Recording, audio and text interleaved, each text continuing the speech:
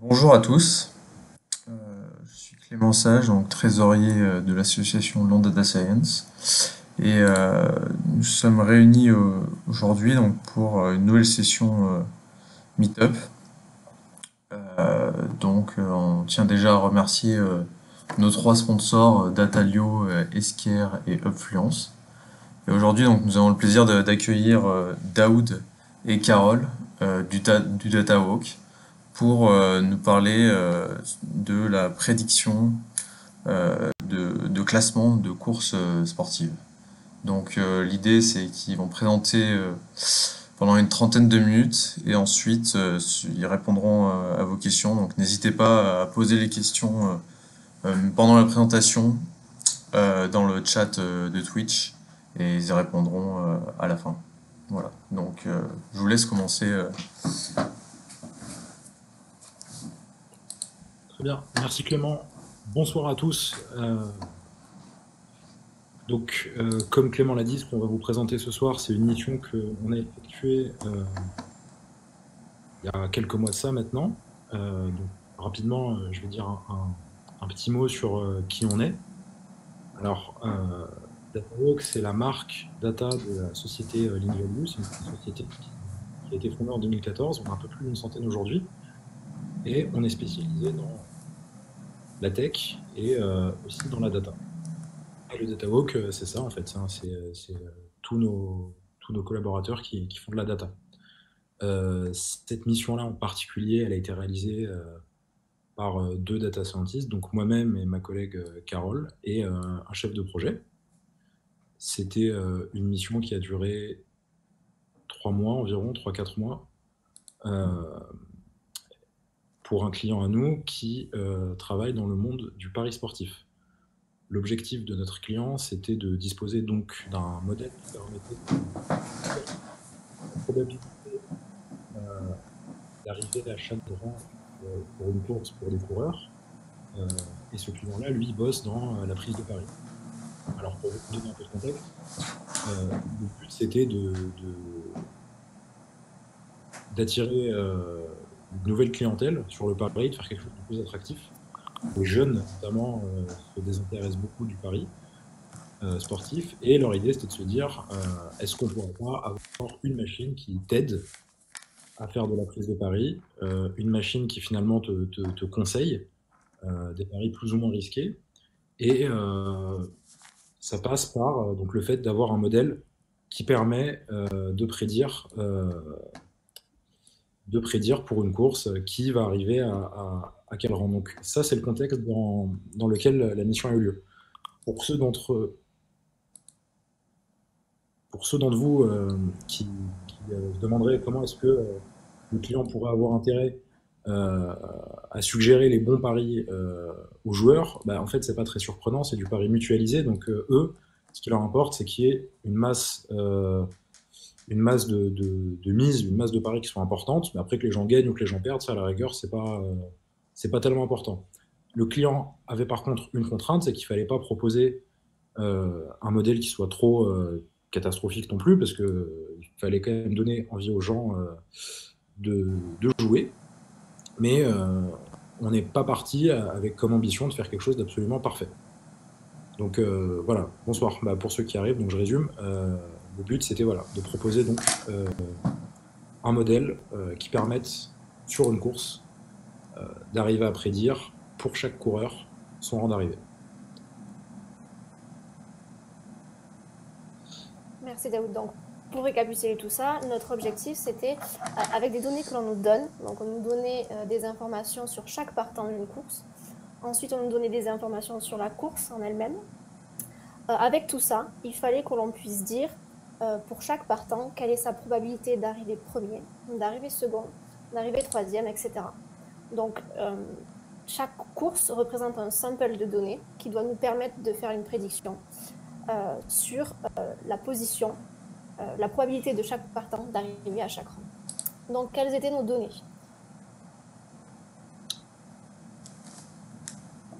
Au niveau des nos données. Donc ça, c'est un exemple que l'on va utiliser tout au long de la présentation. On avait beaucoup plus d'informations que ça, mais pour exemple, donc chaque course a un ID. On va regarder par exemple la course 0, qui avait pour partants John, Richard, Paul et Georges. On a des informations sur les partants, donc leur âge, leur entraîneur. Pourquoi leur entraîneur? Parce que les performances d'un entraîneur peuvent avoir un impact sur la performance du coureur. Et après, on a là sur la présentation le nombre de prix qu'il a gagné.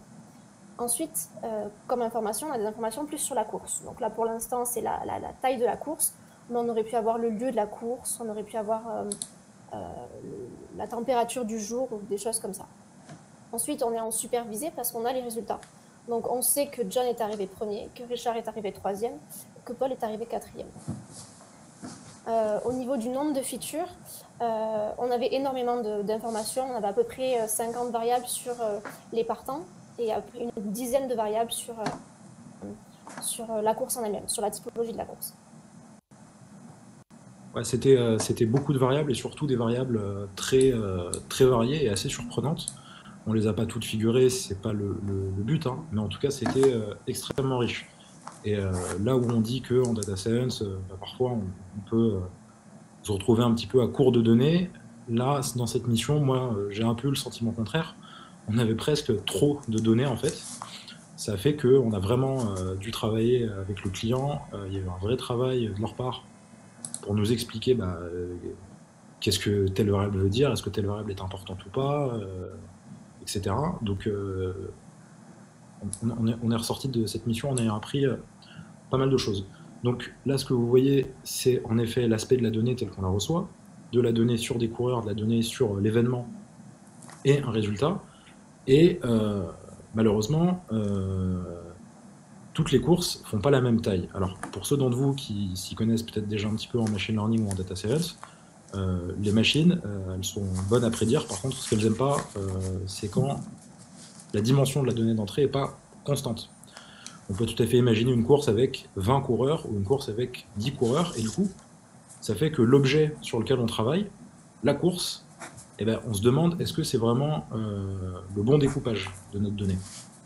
Parce que finalement, une course, ça ne veut pas dire grand-chose. Une course où il y a 4 coureurs, une course où il y en a 10, dans un cas, on doit prédire 4 chiffres, dans l'autre, on doit en prédire 10, et c'est ce décalage-là, le fait de ne pas avoir une donnée de dimension constante qui nous a posé problème au début. Donc, on a pensé à plusieurs approches, on a pensé à plusieurs façons de faire, deux en fait. La première, c'était de se dire, on va prendre notre course, on va essayer de prédire pour chaque coureur son classement. Mais là, comme je vous l'ai dit, il y a un problème de taille d'entrée et de sortie qui n'est pas toujours la même. Et puis, de surcroît, se pose la question de savoir, une course à 4 coureurs, pour qu'elle ait la même dimension qu'une course à 10 coureurs, il faut faire ce qu'on appelle du padding. En data science, le padding, c'est cette opération qui consiste à ajouter de la donnée neutre, qui n'est pas censée perturber le modèle. Mais là, c'était un petit peu compliqué à envisager pour nous. On s'est dit, si dans notre jeu de données, la course avec le plus de coureurs, il y en a 15, et qu'on part sur cette base-là, et qu'on rajoute X coureurs pour que toutes nos courses aient cette dimension-là de 15 coureurs, comment on crée ces faux coureurs, comment on fait cette opération de padding. Et autre chose aussi qui nous a pas beaucoup satisfait dans cette solution-là, c'était de se dire que finalement, pour la machine, la représentation de notre course, la représentation de la donnée qu'on va donner en entrée à la machine, elle est très dépendante de l'ordre dans lequel on fait figurer les participants. Si vous vous rappelez du premier tableau que j'ai montré, les 4 premiers coureurs, si je vous les mets dans un ordre différent, les features, les variables, elles aussi, elles seront dans un ordre différent. Et du coup, il aurait fallu trouver une façon un peu arbitraire de les ordonner, et on n'était pas très à l'aise à faire ça.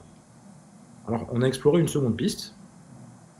La seconde piste, c'était de se dire, est-ce qu'on ne peut pas raisonner à une échelle plus petite, non pas essayer de prédire toute une course, mais se dire, déjà, est-ce qu'on trouve ça vraisemblable que tel coureur arrive à tel rang?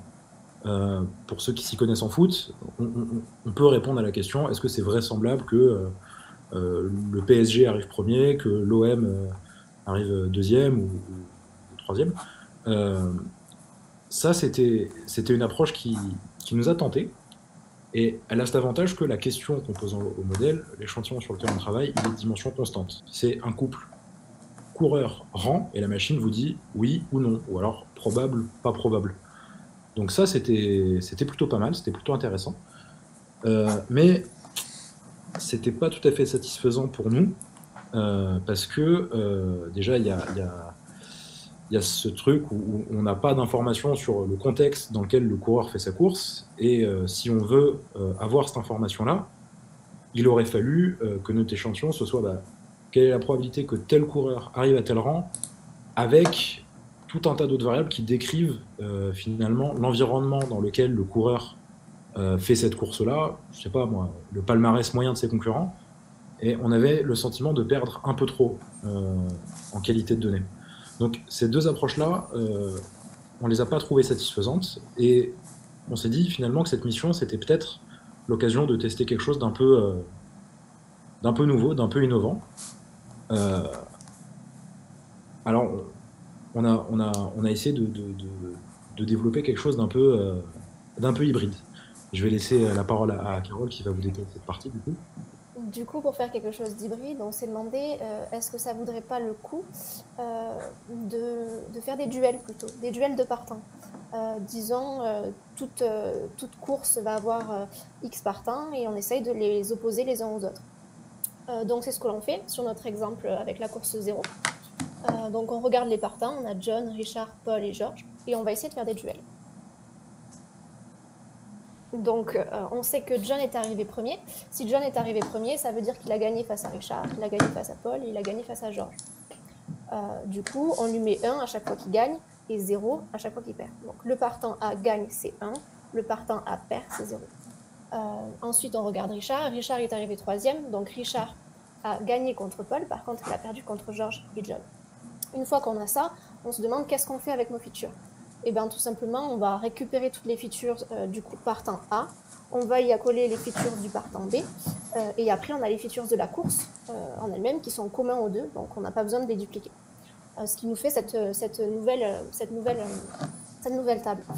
Maintenant, on se demande, est-ce qu'on est bon à prédire ce genre de choses? Donc, on va utiliser un XGBoost. On a décidé d'utiliser un XGBoost pour tester. On regarde, oui, on arrive à prédire, mais ça peut être amélioré. Donc, on utilise notre accuracy score pour regarder si nos résultats sont bons ou non. Vu qu'on est en supervisé, on peut le faire. Et une fois qu'on a fait notre premier test, on se demande qu'est-ce que l'on peut faire pour améliorer cette sortie. Ce n'est qu'une première base, ça ne nous donne pas notre résultat que l'on cherche à avoir. Notre résultat que l'on cherche à avoir, c'est la probabilité pour chaque partant d'arriver à chaque rang, mais ça nous avance un petit peu vers cette solution-là. Donc, qu'est-ce que l'on fait? On fait du feature engineering. Comme Daoud nous a dit tout à l'heure, on avait énormément de variables, donc beaucoup de choses sur lesquelles on pouvait travailler. On a donc fait appel au métier, on fait appel à notre client qui, lui, connaît sa donnée et qui aussi connaît son type de pari. Il connaît son type de pari et il connaît les pronostiqueurs. Donc, il sait ce qu'un pronostiqueur va regarder dans un partant pour décider est-ce qu'aujourd'hui il est en forme ou non. Du coup, on a créé plein de variables. Donc, je disais une cinquantaine pour les coureurs et une dizaine sur la course. Pour exemple, sur les coureurs, ce que l'on pourrait faire, c'est regarder est-ce que sur l'année précédente, combien de fois le coureur s'est blessé, pour savoir s'il arrive en forme ou pas sur une course. On peut aussi regarder, pour le coureur toujours, est-ce que sur les 3 derniers mois, il a bien performé. Donc, combien de fois est-ce qu'il est arrivé premier sur les 3 derniers mois, combien de fois est-ce qu'il est arrivé deuxième, etc. On peut aussi travailler sur l'entraîneur. Vu que l'entraîneur a un impact sur le coureur, on peut se demander, tiens, l'année dernière, combien de fois est-ce que l'équipe de l'entraîneur a gagné un challenge, par exemple. Et si ensuite on se concentre un peu plus sur la course, je disais tout à l'heure qu'on pouvait regarder la température du jour, mais on peut aussi regarder le sens du vent. Peut-être que pour une course de sprint, le sens du vent va avoir un impact. Peut-être que le terrain va avoir un impact si on est dans un stade ou si on est en extérieur sur de la terre. Donc toutes ces informations-là ont été travaillées pour essayer d'augmenter notre accuracy score sur nos couples de partants. Donc sur nos duels, pour essayer de mieux prédire nos duels. Une fois qu'on a ça, et ben en fait, on obtient quasiment ce que l'on souhaite. Donc là, sur ce dataset que vous voyez, encore une fois, c'est très schématique, hein, il manque énormément de features, hein, on n'en fait apparaître que quelques-unes. On a répondu à toutes nos contraintes, c'est-à-dire qu'on est capable de décrire, alors de façon très partielle, hein, puisque à ce stade on ne prédit pas encore le résultat de la course, mais on peut décrire un peu de façon partielle, un peu esquisser une tendance dans cette course. On va voir que sur une course, il y a un coureur qui sera jamais battu, par exemple, un autre qui sera souvent battu. C'est pas encore tout à fait ce qu'on veut, mais on s'approche. Et surtout, on a à la fois un échantillon de taille constante. Hein, la taille d'un échantillon, c'est 2 fois le nombre de features qu'il faut pour décrire un coureur. Les features du premier, les features du second. Et oui ou non, donc on est sur un échantillon de taille constante. Et on bosse quand même avec cette idée que le coureur, il court pas tout seul. Donc quand on fait une prédiction pour un coureur, c'est en prenant en compte la donnée qu'on a sur ces autres participants. Donc voilà, ça c'est l'idée de base de ce qu'on a tenté, c'était de se dire, une course, c'est un ensemble de petits duels. Et peut-être qu'en prédisant assez bien et assez finement ces tout petits duels, on peut arriver à avoir une image globale du résultat de la course. Donc, ça ne devrait pas tarder à s'afficher. Ce que vous allez voir sur la slide qui arrive, c'est une matrice. Alors une matrice, c'est un tableau avec des chiffres, hein, très simplement. Et cette matrice-là, c'est exactement ce qu'on avait un petit peu vu au tableau avant. Alors comment est-ce qu'elle se lit? Chaque case de la matrice, ça représente, d'après le modèle, le duel entre 2 coureurs à une même course. Le code couleur, il n'est pas forcément, évident. Ce que vous lisez en IJ, c'est la probabilité que I gagne face à J. Alors, les valeurs les plus élevées, elles sont en vert, et les valeurs les plus faibles, elles sont en jaune. Alors, quelques commentaires sur cette matrice. Chaque cellule, chaque case de cette matrice, chaque petit carré qui est plus ou moins jaune ou plus ou moins vert, c'est une réponse du modèle. Donc, c'est le modèle qui dit coureur I contre coureur J, moi je pense que c'est une grande probabilité de gagner, grande probabilité de perdre, enfin probabilité de gagner faible, si vous préférez. Et voilà, donc nous on est capable de faire cette matrice-là avec notre modèle. Hein. Pour chaque cellule, on lui dit, tiens, qu'est-ce que tu penses du duel entre numéro 2 et numéro 3? Et le modèle nous donne un chiffre, c'est la matrice que vous avez sous les yeux. Et déjà, plusieurs remarques. Le modèle n'est pas conçu, le modèle n'est pas contraint pour prédire une valeur spécifique A contre B qui soit l'opposé de B contre A. En toute logique, si le modèle dit que A est plus fort que B, on doit s'attendre à ce qu'il prédise fatalement que B est plus faible que A. C'est pas tout à fait comme ça que le modèle il se comportait. Ça s'en rapprochait, hein. Il se contredisait pas, mais on n'a pas contraint le modèle à donner des probabilités exactement opposées pour un duel et pour le duel inverse, si vous préférez. Dit autrement, f de AB est différent de 1 moins f de BA. Donc, si je dis à mon modèle 2 contre 3 et qu'il me donne une probabilité 2 à 60% de chance de battre 3, il ne va pas dire exactement que 3 à 40% de chance de battre 2, ce qui en toute logique devrait être le cas. Mais le modèle n'a pas été contraint à donner ce genre de réponse. Donc en réalité, quand on veut vraiment savoir l'issue du duel de 2 contre 3, on demande au modèle quelle est la probabilité que 2 batte 3, quelle est la probabilité que 3 batte 2, et on fait l'un et on le moyenne avec un moins l'autre. Voilà, comme ça le modèle il donne des résultats un peu plus consistants. Si vous êtes assez observateur, vous remarquerez aussi que la matrice elle est symétrique. Donc ça veut dire que la diagonale du bas de la matrice, c'est 1 moins les valeurs de la diagonale du haut. Donc là, on sentait qu'on s'approchait du but, hein, même si c'est pas encore tout à fait ce qu'on veut. Avec ça, on peut pas encore faire de paris ou de pronostics, mais on a déjà une idée de la physionomie de la course. Et je pense que vous voyez très bien que là, celui qui a l'air d'être plutôt bon, c'est le coureur numéro 7. Sa ligne, elle est toute verte. Dit autrement, d'après le modèle, le coureur numéro 7, il a de grandes chances de battre à peu près tous ses concurrents. Par convention, la diagonale, elle est toute verte aussi, parce qu'on estime qu'un joueur contre lui-même, il gagne. C'est une convention, on aurait pu prendre L'inverse a assez peu d'importance. Donc, si on regarde ce coureur 7, on constate que, d'après le modèle, il a des probabilités très élevées de battre tout le monde. Alors, à ce stade, nous, ce qu'il nous fallait, c'était un moyen de passer de cette matrice-là à une matrice non pas coureur versus coureur, mais probabilité qu'un coureur arrive à un certain rang. Et il a fallu un petit peu se creuser la tête pour trouver ça. Donc, on a eu une idée. C'était de se dire, on va faire des simulations de 1 contre les autres. Donc là, ce que vous voyez, c'est les probabilités, telles que le modèle les a prédit, que John batte, que John perde face à Paul, George et Richard. Donc là, comme vous pouvez le voir, d'après le modèle, John a assez peu de chances de perdre face à Paul, il a un peu plus de chances de perdre face à George, et peu de chances de perdre, 1 chance sur 5 de perdre face à Richard.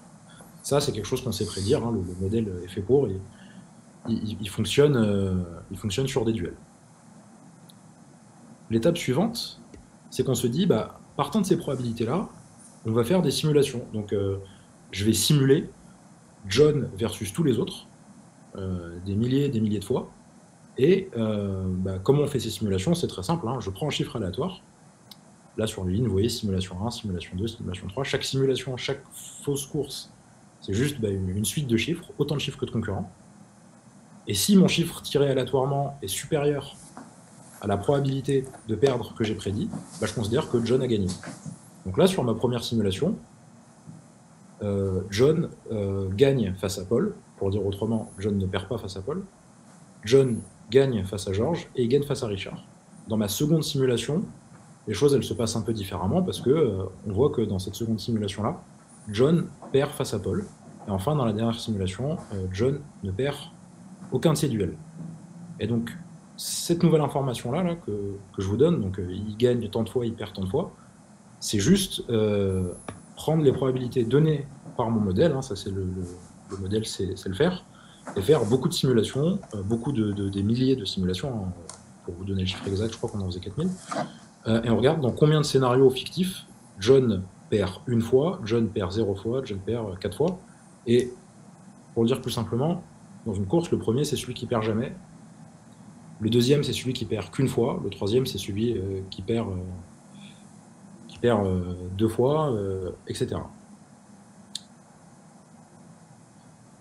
Voilà, donc là vous allez voir s'afficher ensuite dans chacune de mes simulations. Là il n'y en a que 3, hein, mais gardez à l'esprit que nous on en faisait plus que 3, 4000. On voit que y a, dans la première simulation, John ne perd jamais. Dans la seconde, il perd qu'1 fois, c'est face à George. Dans la dernière, il perd jamais. Dit autrement, il arrive premier dans la première simulation, deuxième dans la seconde, premier dans la dernière. Et là, on peut commencer déjà à avoir un début de résultats comme on le voulait. Carole, tu vas peut-être ajouter un mot là-dessus? Oui, on se rend bien compte que du coup, si on regarde par rapport à toutes nos simulations, sur 4000 simulations à peu près, on peut regarder le nombre de fois où John est arrivé premier, on peut regarder le nombre de fois où John est arrivé second, le nombre de fois où il est arrivé troisième, et donc ça nous donne sa probabilité en fait. Ça nous donne sa probabilité, la probabilité de John d'arriver premier, la probabilité de John d'arriver deuxième, la probabilité de John d'arriver troisième, et c'est exactement ce que l'on cherchait à avoir. On cherchait à avoir une matrice qui nous dise pour chaque coureur, quelle est sa probabilité qu'il arrive à chaque rang. Du coup, c'est ce que l'on pourra voir dans notre matrice suivante. Donc, ça va mettre un peu de temps à charger. Voilà. Donc, ça nous donne cette fameuse matrice où chaque ligne correspond à un coureur, à un partant, et chaque colonne correspond à un rang.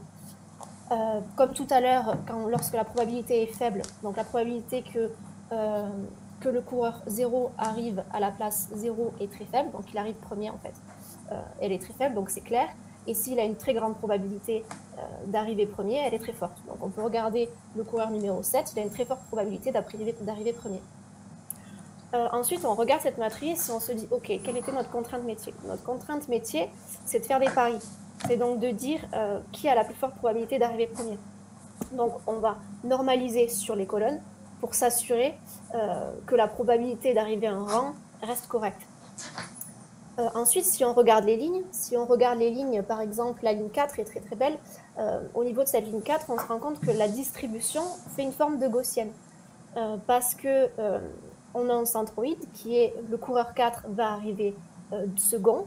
Autour de ce centroïde, où la probabilité est la plus forte, on va avoir arrivé premier et arrivé troisième, qui est une probabilité un tout petit peu plus faible. Et ensuite, plus ça va s'écarter du centre de notre gaussienne, plus la probabilité d'arriver à ce rang-là va être faible. Donc on le voit très bien sur la ligne numéro 4.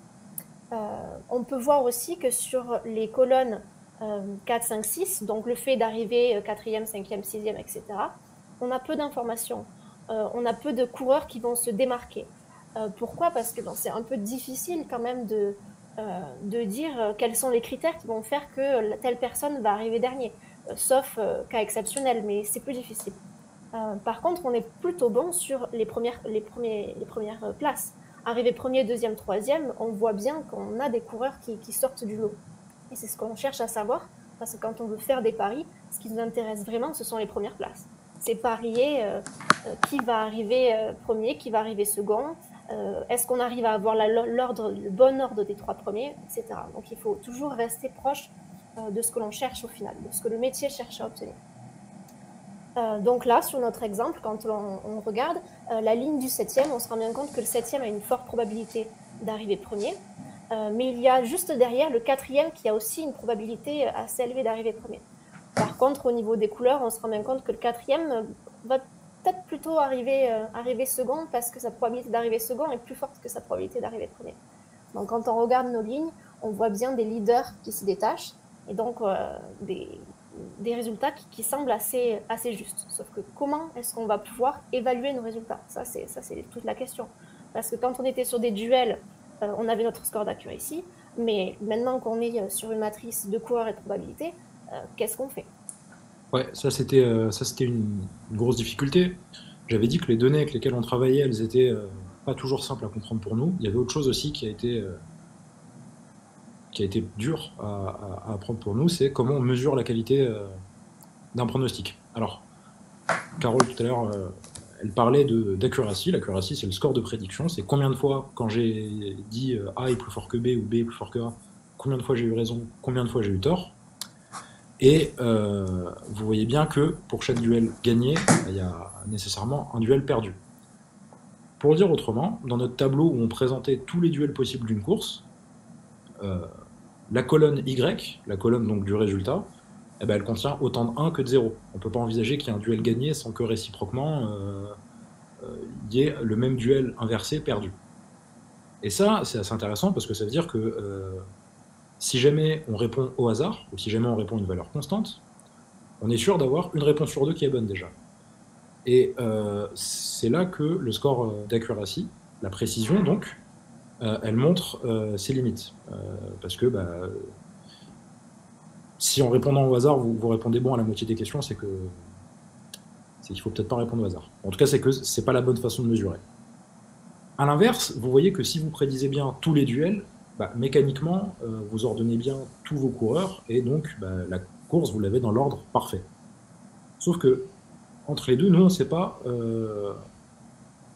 à quel point la qualité de notre classement est bonne. Alors, sans rentrer dans le détail, il y a beaucoup de KPI, il y a beaucoup de métriques, il y a beaucoup d'indicateurs qui permettent de dire si la prédiction d'une course est bonne ou pas. Par exemple, si on arrive à distinguer le 8e du 9e, c'est pas du tout aussi intéressant que si on distingue le premier du second. Pensez un peu course hippique. Dans les courses hippiques, en général, c'est plutôt sur les premiers rangs qu'on fait du pari plutôt que sur les derniers. Il y a beaucoup de KPI, beaucoup d'indicateurs comme ça. Et donc, on a eu le raisonnement suivant. On sait que si on répond totalement au hasard sur les duels, ça nous fait des classements de courses totalement aléatoires. On sait que si on répond parfaitement bien au duel, mécaniquement, les courses, elles sont toutes parfaitement bien prédites. Et donc, on a un peu les deux points d'une droite, c'est d'ailleurs pas une droite, qui s'esquissent. Si on répond au hasard et qu'on prédit un duel sur deux bien, on classe nos courses aléatoirement. Si on prédit toujours bien sur nos duels, on classe nos courses parfaitement.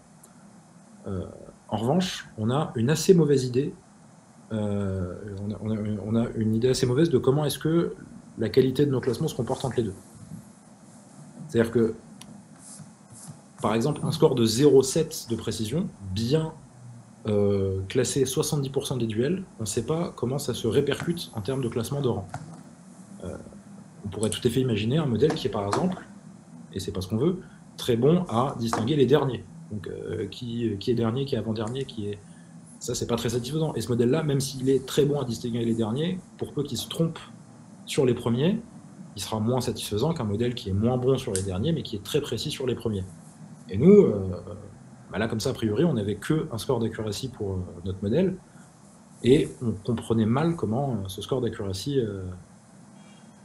influençait en fait sur le résultat final de la course. Donc là, sur les slides qui viennent, on va schématiser un peu plus donc, tout le processus. Oui, on va schématiser un peu plus le processus et ensuite on vous donnera un petit peu comment on a fait les méthodes, les résultats qu'on a eu et comment on a fait pour évaluer. Donc si on prend un petit peu de recul sur toute notre méthode qui est atypique, qu'est-ce qu'on a fait? On a commencé par récupérer nos données, créer des duels. Avec ces duels, on a décidé d'utiliser un XGBoost pour obtenir notre matrice de probabilité des duels. Voilà, donc notre matrice de probabilité des duels qu'on a présentée, donc la probabilité que A gagne contre B. Une fois qu'on a eu cette matrice de probabilité des duels, on a utilisé des simulations de Monte-Carlo pour réussir à avoir ce que l'on recherchait, qui était la probabilité de chaque joueur d'arriver à chaque rang. Une fois qu'on a ça, on peut ensuite faire des paris. Donc voilà notre vision globale. Et derrière, quelles ont été les actions qu'on a dû faire pour avoir ça. Comme on disait, on a eu énormément de données, donc s'approprier les données, nettoyer les données. Une fois qu'on s'est approprié les données, qu'on les a nettoyées, on crée nos duels. Avec ces duels, on peut faire des features, donc on fait du feature engineering beaucoup. On demande au métier de nous donner des informations, on fait des tests. Une fois qu'on a fait ça, on regarde notre accuracy score, donc on regarde nos résultats de notre XGBoost. On s'assure que les résultats sont bons, on essaye de faire en sorte que les résultats soient de mieux en mieux. Et ensuite, on passe à notre matrice de probabilité de chaque joueur, de chaque partant, d'arriver à chaque rang, où là, on est un peu plus à l'aveugle. Donc là, on ne sait pas trop quels sont nos résultats, on ne sait pas trop que doit-on faire, que doit-on améliorer pour faire en sorte d'avoir de meilleurs résultats sur nos paris. Donc si on passe à la slide suivante, qu'est-ce qui s'est passé? Eh bien, on a utilisé des KPI définis par le métier en fonction des types de paris. En fonction des types de paris que l'entreprise faisait, on a décidé de créer des KPI et donc d'observer la différence qu'il y avait entre notre accuracy score au niveau des duels et nos KPI à la fin, lorsqu'on a notre matrice de probabilité de chaque partant d'arriver à chaque rang.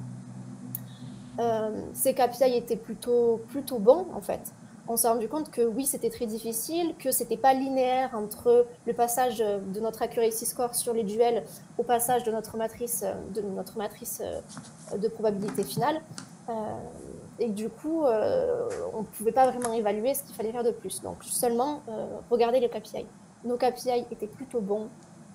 On s'est rendu compte qu'on arrivait à peu près à un pronostiqueur qui a de l'expérience, donc un pronostiqueur qui connaît bien les partants, qui connaît bien les typologies de course. Ce sont des pronostiqueurs qui en font leur métier, et on arrivait avec cette méthode-là à avoir des résultats aussi bons qu'eux. Ouais, on était assez contents, et le plus surprenant, c'est que le modèle sur les duels ne prédisait que 65% des duels correctement. Pour dire autrement, dans 35% des cas, il se trompait. Et on était très surpris de voir que en faisant 35% d'erreurs, le résultat final soit aussi bon. Et en investiguant, ce qu'on a fini par comprendre, c'est que déjà le modèle était plus précis à distinguer un premier d'un deuxième qu'un huitième d'un neuvième. premièrement. Et ensuite, il y avait comme ce sentiment, c'est un peu dur à expliquer ou à décrire, mais que l'erreur, elle était mutualisée. Donc, sur une course, on pouvait se permettre de faire 35% d'erreurs. Ça serait rattrapé par les 65% d'autres bons résultats. C'est quelque chose qui a été assez dur à comprendre, qui a été assez surprenant. Et on voyait assez bien que les erreurs, on les faisait surtout sur la fin de la course, hein, donc sur ceux qui étaient clairement pas les meilleurs.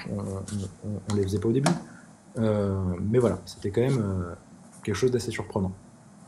Donc là, ce que vous voyez, voilà, c'est ça. Hein. Enfin, ce qu'on vous a montré sur la slide précédente, c'était un peu tout ce process, passer d'une course à des duels, prédire sur des duels, puis remonter comme ça d'échelle du duel jusqu'à la course avec des méthodes de simulation. C'est une mission, si je dis pas de bêtises, qui a dû durer 3 mois et quelques. C'est ça, Carole, ou pas? Oui, c'est ça. À peu près 3 mois où on a eu chacun un peu de temps pour travailler dessus. Et la plus grosse partie du travail a été le feature engineering. Une fois qu'on a eu la méthode, dès qu'on a eu l'idée, qu'on savait à peu près qu'on pouvait passer des duels à notre matrice finale via la méthode de Monte Carlo, une fois qu'on a eu ça, le plus gros du travail, ça a été le feature engineering et encore une fois, le besoin de l'input du métier pour savoir sur quoi travailler et qu'est-ce qu'ils avaient besoin qu'on améliore en fait. Parce que notre but, c'était d'être bon sur les premiers. Et au final, là où on était moins bon, donc sur les derniers, on n'en avait pas forcément besoin. Donc 3 mois de travail avec une grosse partie en liaison avec le métier. Bien, voilà. J'espère que ça vous a plu, j'espère que c'était clair et que ça vous a... Alors, quelqu'un dans le chat me demande une idée pourquoi les premiers sont mieux classés que les derniers. Oui, bah ça c'est directement lié, je pense, aux features qu'on a créées. Au fur et à mesure de la mission,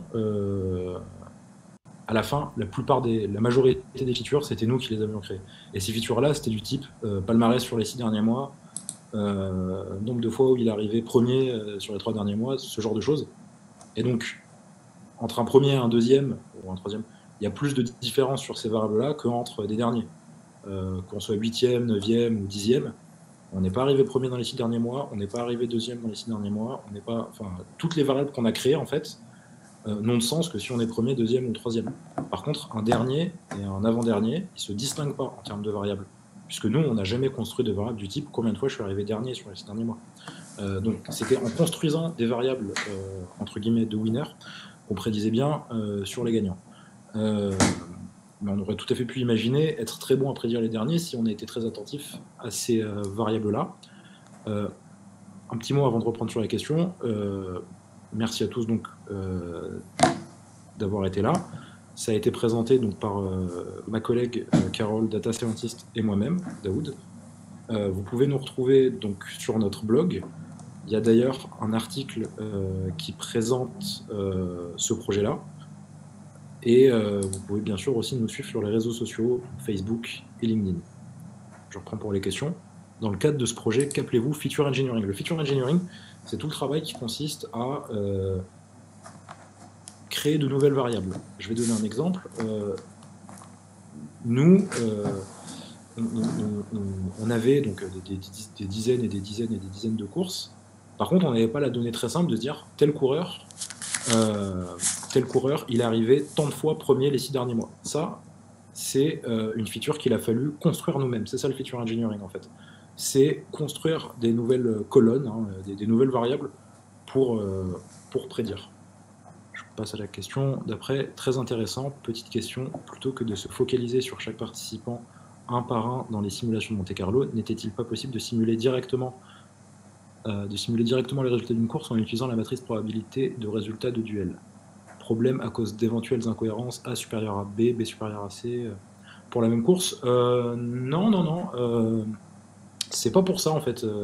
Si on est passé par des simulations, ça s'est fait un peu empiriquement. C'est parce que au moment où j'ai fait ça, j'étais pas du tout sûr de mon coup. Et j'étais tellement pas très sûr de mon coup, pour être honnête, que j'ai sorti les probas pour un duel et j'ai un peu fait ça à la main. C'était pas la méthode forcément la plus efficace. de faire des simulations de Monte Carlo.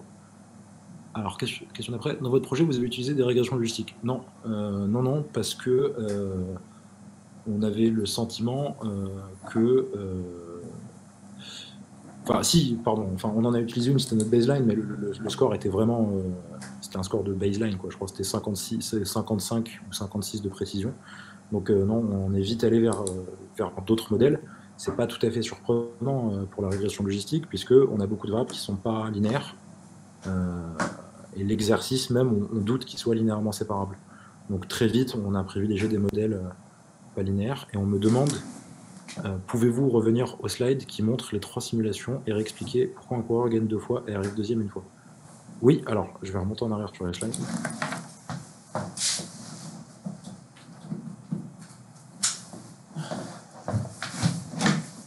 Alors, ça va tarder à s'afficher. Donc, pouvez-vous réexpliquer pourquoi un coureur gagne 2 fois et arrive deuxième une fois? Voilà, donc cette slide-là, c'est un peu, si on devait en garder qu'une, ce serait celle-là. Ce tableau-là, il présente les résultats de John face à 3 autres participants. Et le modèle, il est capable de prédire donc John versus Paul, John versus George et versus Richard.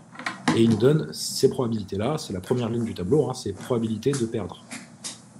Nos simulations, c'est des chiffres qu'on tire au hasard. Et on considère que si le chiffre tiré au hasard est plus petit que la probabilité prédite par le modèle, c'est une défaite.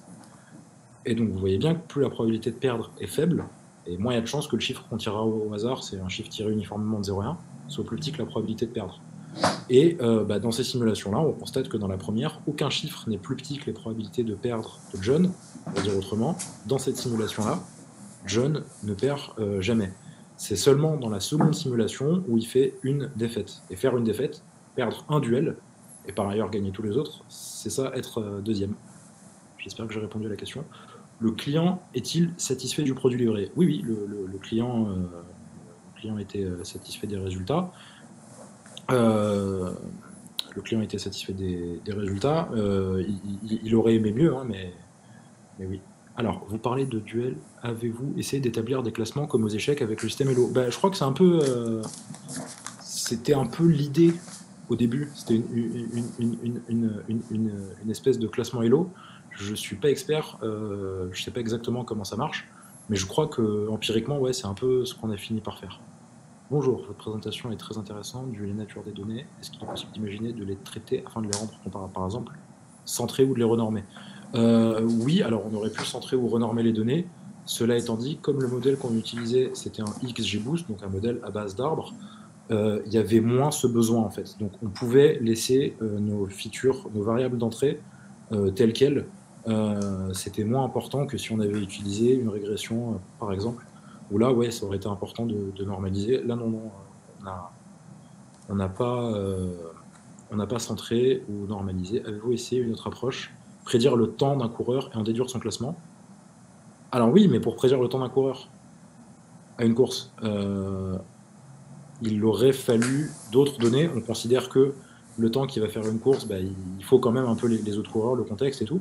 Et c'est ça, en fait, qu'on ne sait pas représenter autrement qu'en faisant des variables agrégées. Donc, c'est comme si je vous disais combien Usain Bolt doit faire au prochain 100 mètres. Il va vous manquer énormément de variables pour arriver à me le dire. Et je suis sûr que la représentation que vous allez avoir, en particulier de ces concurrents, elle ne sera jamais satisfaisante. Vous allez être obligé de faire de l'agrégation, je sais pas moi, des moyennes, des trucs comme ça, et perdre finalement pas mal d'informations. Je n'ai peut-être pas très bien compris, vous utilisez quel modèle? Un XGBoost? Sur ce tableau, ne peut-on pas dire qu'il perd une place à chaque proba de perte supérieure à 0,5? Non, pas exactement. On peut par exemple, pour répondre à Asgard 64-140, imaginer quelqu'un qui a des probabilités de perdre jamais supérieures à 0,5, mais toutes très élevées. Celui-ci, on ne peut pas considérer qu'il va arriver premier pour autant. Que vous faudrait-il comme nouvelle donnée pour améliorer le modèle? C'est dur à dire. C'est dur à dire. Nous, on avait le sentiment... ça, c'est peut-être plutôt... Carole, tu te rappelles de quelles variables étaient les plus utilisées ou pas? Enfin, les plus utiles pour le modèle? Il y avait surtout celle qu'on a citée, c'est-à-dire combien de fois est-ce qu'il est arrivé premier les 3 dernières semaines, les 4 derniers mois. Ça permet de bien montrer la forme du participant. Si le participant, il y a 3 semaines, il était en forme, normalement, il devrait toujours être en forme. Donc cette variable-là était plutôt intéressante. Ensuite, sur les autres variables, au niveau de la course, on en avait d'autres, on en a testé d'autres sur la typologie de la course. Qui nous ont pas donné d'informations. Donc, je pense que sur la typologie de la course, on avait bien cadré le sujet, bien cerné le problème. Par contre, sur les variables du partant, en tout cas, pour les premières places, c'était surtout combien de fois est-ce que la personne a gagné, un petit peu sur les entraîneurs aussi, mais peu. Alors, quel était le type de course? Je suis pas sûr de... je suis pas sûr de comprendre la question. Alors, au niveau du type de course, c'est-à-dire si c'était des courses longues, courtes, du sprint ou... il y avait de tout, il y avait de tout. Il y avait de tout et du coup, nous, on a fait un modèle par course. Parce que si c'est du sprint ou si c'est de l'endurance, on ne va pas avoir besoin des mêmes variables, surtout sur la typologie de course. Comme je disais, tout ce qui est vent, tout ce qui est température, etc., ce n'est pas les mêmes choses dont on a besoin en fonction des typologies de course. Alors, comment faire des prédictions sur un nouveau participant sur lequel on n'a pas encore de données? La question, elle s'est posée. Il y a deux choses à savoir, c'est que on a... le modèle est plutôt utilisé pour prédire sur des participants sur lesquels on a de la donnée, parce que les participants sur lesquels on a de la donnée, c'est ceux sur lesquels les gens ont envie de parier. Les gens ne parient pas sur des inconnus. Cela étant dit, le fait que le participant n'est pas... le fait qu'il soit un nouveau participant, c'est déjà une donnée. On ne va pas le mettre favori, en fait, sur une course.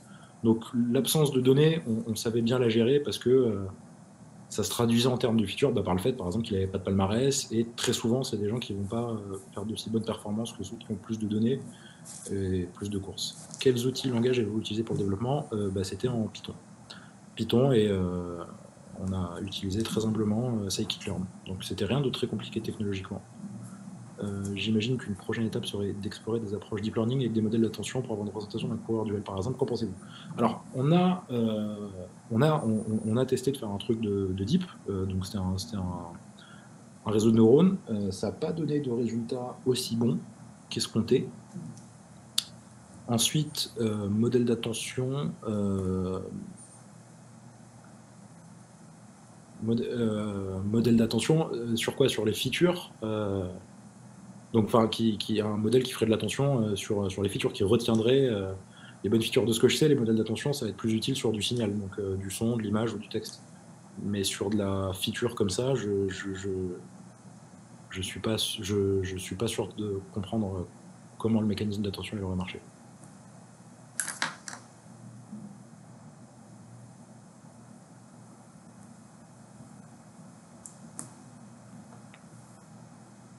Alors, non, vous ne pouvez pas avoir accès au code, hélas.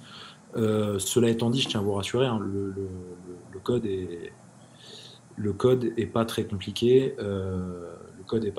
C'est beaucoup de jointures et de manipulations comme ça pour dire je passe d'un ensemble de courses à un ensemble de duels et je prédis sur mes ensembles de duels. Technologiquement, ça s'est fait dans un environnement très simple, hein, c'était sur un Jupyter Notebook, quoi.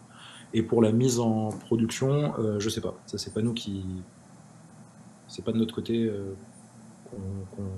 qu'on a géré ça pour la mise en production. Donc je peux pas vous répondre. Oui, c'était vraiment un POC, c'était vraiment pour savoir est-ce qu'il est possible de faire ce genre de prédiction, est-ce qu'en faisant ce genre de prédiction, on va avoir des résultats qui sont utiles. Donc vraiment aller tester, et après on a livré au client, et le client s'il veut faire des améliorations, etc., il peut, s'il veut mettre en prod, il peut, mais notre but était de prouver que c'était possible, avec une méthode un petit peu différente des autres. Ouais, et voilà, donc nous, on est vraiment resté sur la partie POC, et j'insiste, hein, ça c'était... Alors, mécanisme d'attention sur la série temporelle du coureur. D'accord, je comprends. Sur la série temporelle du coureur. Donc, du coup, les mécanismes d'attention, c'est ce qui permet à un modèle, dans un signal d'entrée, de savoir qu'est-ce qui est important et qu'est-ce qui ne l'est pas. Oui, ça aurait pu être ça aurait pu être quelque chose qu'on aurait pu tenter, ouais, tout à fait. Et de se dire finalement, une course, c'est un ensemble de séries temporelles de résultats. C'est quelque chose c'est quelque chose qu'on aurait pu tenter si on avait plus de temps. Là, la mission est finie et tout a été livré, donc on n'aura pas l'occasion d'essayer. Je n'ai pas très bien compris. Oui, alors quelqu'un demande, avec 65% de bonnes prédictions des duels, vous obteniez souvent le bon classement des 3 premiers? Oui, oui, oui. Et en fait, pour le dire autrement, quand on fait 65% de bonnes prédictions, on fait 35% d'erreurs, et les erreurs, elles étaient surtout concentrées à distinguer les derniers, en fait. Là, le modèle n'était pas bon à distinguer les derniers, donc c'est l'une des choses qui explique, en fait, qu'en ayant 65% de bons résultats, on arrive quand même à être bon sur les premiers rangs. Avez-vous utilisé d'autres données que celles fournies par le client? Non, absolument pas. Non, non. Au début de la mission, on a reçu un disque dur et c'est tout. Avec de la donnée, et on s'est débrouillé avec ça. On avait énormément de données, du coup, pas vraiment besoin d'aller chercher ailleurs d'autres informations. On avait vraiment énormément de données. Notre client dispose de quasiment toutes les informations possibles sur la course, donc on n'avait pas besoin d'aller chercher d'autres informations.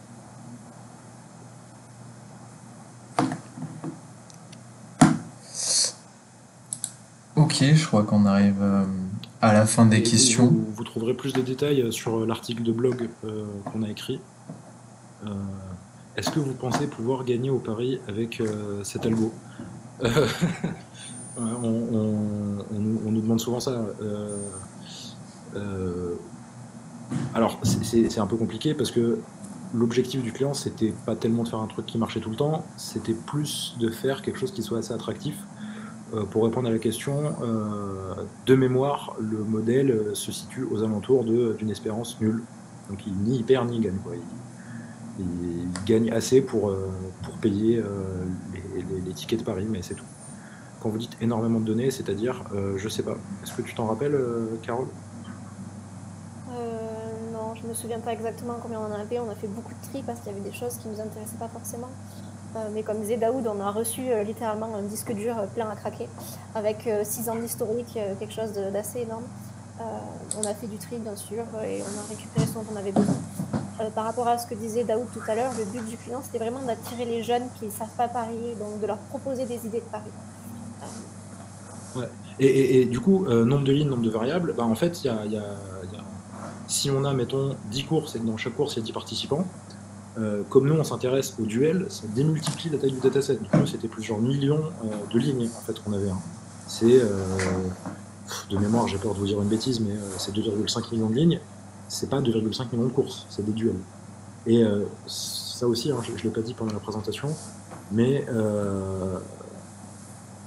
le fait de bosser sur des duels, bah, artificiellement, ça gonfle votre volume de données.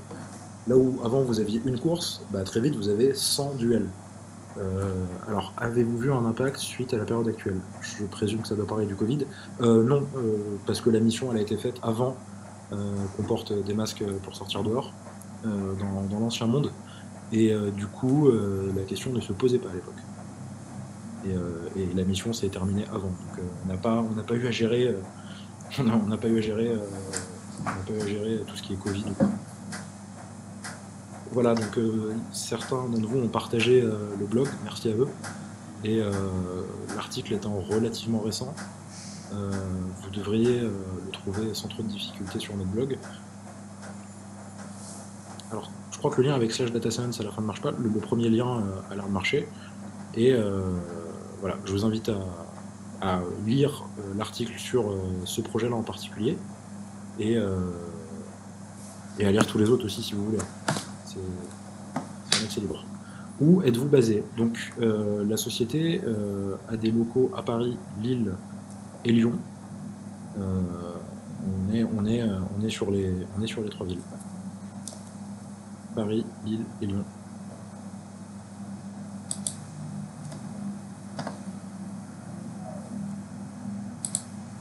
Recrutez-vous des stagiaires data analyst sur Lyon? Je suis pas en mesure de pouvoir vous donner de réponse. Si vous souhaitez faire des candidatures, vous pouvez nous contacter, faire une candidature spontanée, je pense ça nous va. Merci à tous, hein, merci à tous les participants aussi d'être là. Je m'attendais pas à ce qu'il y ait autant de monde finalement. C'est moins impressionnant sur Twitch qu'en vrai. Merci à vous deux aussi, Daoud et Carole, pour cette Merci beaucoup, présentation. Clément. C'était une Merci de super nous avoir opportunité aussi. De rien, et puis n'hésitez pas à les contacter si vous avez encore d'autres questions. Et sinon, on se dit à une prochaine session Meetup pour Lyon Data Science, donc à partir de janvier prochain. Donc n'hésitez pas à nous suivre sur les réseaux et à nous contacter si vous voulez être sponsor, si vous voulez intégrer l'association pour organiser aussi ces meet-up, n'hésitez pas. Et sinon, bonne soirée à tous. Bonne soirée. Bonne soirée, au revoir.